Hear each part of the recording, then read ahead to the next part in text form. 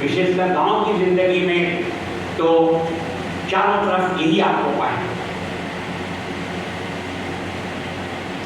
प्रेमचंद की कहानियों में कास्ट का जो आप देख रहे हैं, जो हमारे भारत में था और इसे किस तरह से मार्जिनलाइज, जो पिछड़े हुए थे, जो पसमानदा थे, किस तरह उनको रोना जा रहा था, किस तरह उनको खत्म किया जा रहा था, ये सारी बातें उस समय में लिखने वाला अगर कोई था तो वो प्रेमचंद।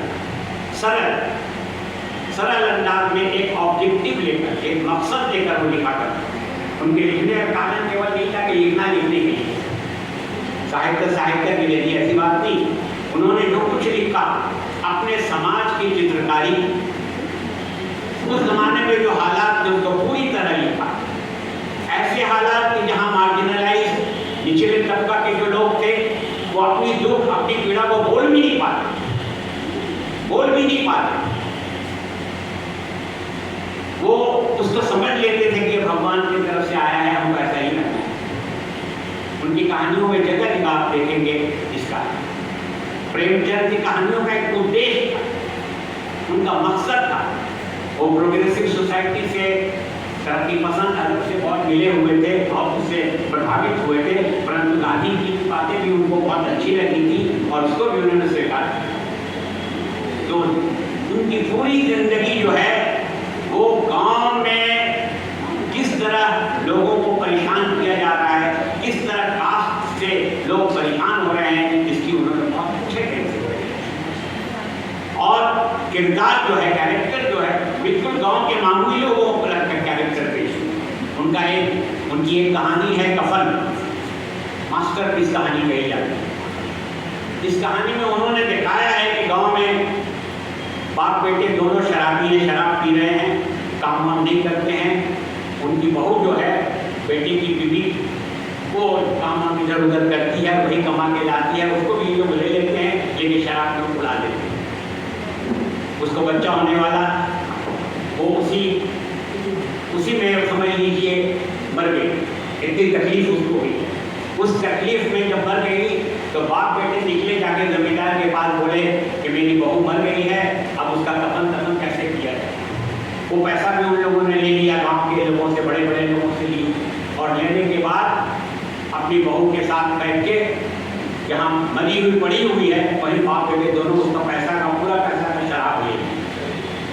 बेटा आप बोला नहीं, कितनी अच्छी बहू थी, मरते मरते भी हम लोगों को दिल खोल के शराब पीने का इंग्लिश ने मौका दिया।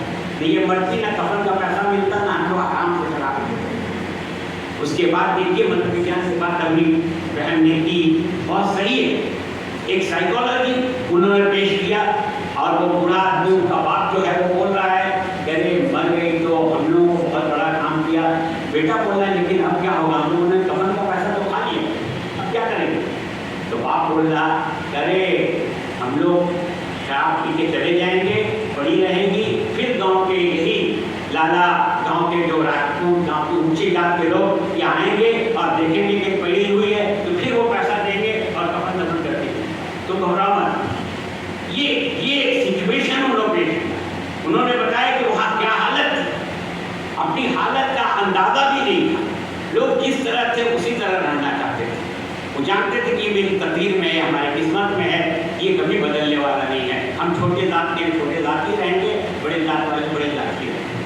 तो प्रेमचंद ने इस पूरी घटना को, इस पूरे जो पिक्चर, तस्वीर जो थी, इस तस्वीर को उन्होंने अपनी बहुत सी कहानियों में पेश किया है। साथ ही साथ उन्होंने जैसा बताया अभी वसुंधरा जी ने कि नारी, उस सिलसिले में बहुत ज़बरदस्त उन्होंने, उनकी ये कहानी है शिकवा शिकायत। उस कहानी में दिखाते हैं कि बीवी जो है वो हर बात में अपने शौहर की बुराई निकालती है। ये सही नहीं है, ये सही काम नहीं करते हैं, ये सही सामान खरीद के नहीं लाते हैं, सारी बुराइयाँ करती है, सारी बुराइयाँ। कि अपने बच्चों को मारपीट नहीं करते हैं, डांटते नहीं हैं, कैसे शौहर हैं, कैसे शौहर हैं। लेकिन आखिर में देखिए औरत की महानता की उन्होंने जो पेश की है, आखिर में वही औरत कहती है लेकिन ये हमारे लिए प्यारे हैं, हमारी जिंदगी, हमारे जीवन में इनके अलावा कोई दूसरा हो नहीं सकता। यहाँ नारी का जो उन्होंने पेश किया है कैरेक्टर, किरदार